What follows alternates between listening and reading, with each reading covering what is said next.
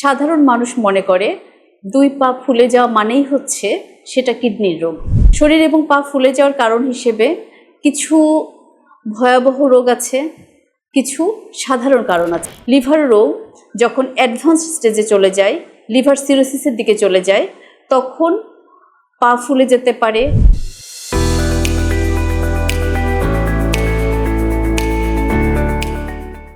ছোট্ট একটা অভিজ্ঞতা দিয়ে আজকের বক্তব্য শুরু করতে চাই।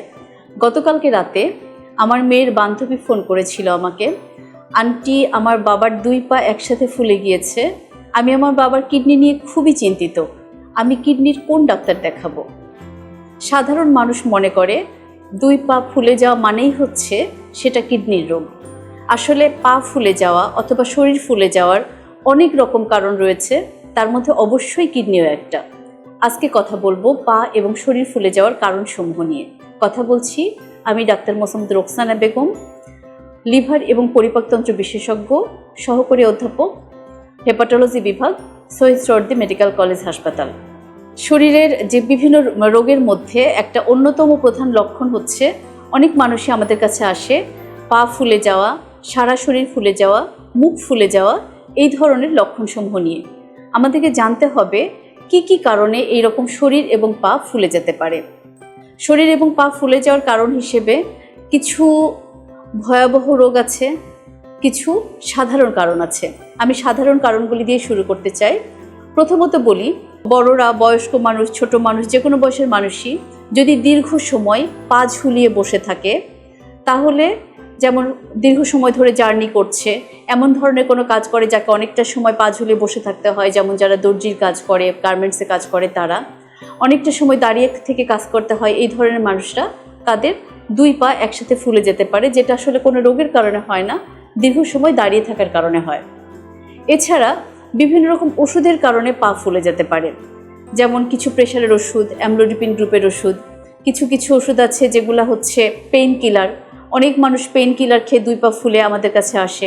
স্টেরয়েড গ্রুপের ওষুধ, এই ধরনের ওষুধের কারণে পা ফুলে যেতে পারে। কোনো প্রকার কারণ ছাড়াও মেয়েদের পিরিয়ডের আগে দিয়ে পা ফুলে যেতে পারে, যেটাকে আমরা পিরিয়ডিক ফ্লুইড রিটেনশন বলে থাকি। এটা গেল সাধারণ কারণসমূহ, যেটা আসলে কোনো রোগের কারণে হয়নি। এর বাইরেও অনেক বড় বড় রোগের কারণে পা ফোলা এবং সারা শরীর একসাথে ফুলে যেতে পারে। লিভার বিশেষজ্ঞ হিসেবে আমি প্রথমেই লিভারের রোগের কথাই বলতে চাই। লিভার রোগ যখন অ্যাডভান্স স্টেজে চলে যায়, লিভার সিরোসিসের দিকে চলে যায়, তখন পা ফুলে যেতে পারে, পেট ফুলে যেতে পারে, সারা শরীর একসাথে ফুলে যেতে পারে। লিভারের রোগে যখন সারা শরীর ফুলে যায়, এই পা ফুলে যাওয়াটা আসলে হয় হচ্ছে পায়ে পানি আসার কারণে, পেটে পানি আসার কারণে। লিভারের রোগে যখন শরীর ফুলে যায়, তখন প্রথমে পানিটা আসে পেটে, প্রথমে ফুলে যায় হচ্ছে পেট, এরপর আস্তে আস্তে পা ফোলে, মুখ ফোলে, সারা শরীর ফোলে। আমরা এটাকে বলে থাকি অ্যানাসার্কা বা জেনারেলাইজড ইডিমা। এটা লিভারের রোগের অ্যাডভান্স স্টেজের একটা বড় লক্ষণ। এরপর আর কি কারণে পা ফুলতে পারে? হৃদরোগের কারণে পা ফুলতে পারে। যখন হার্ট ঠিকমতো কাজ করতে পারে না, হার্ট ফেলিওর হয়ে যায়, তখন এরকম পানি আসে, এবং এক্ষেত্রে সাধারণত দেখা যায় যে পায়ে পানি প্রথমে আসে।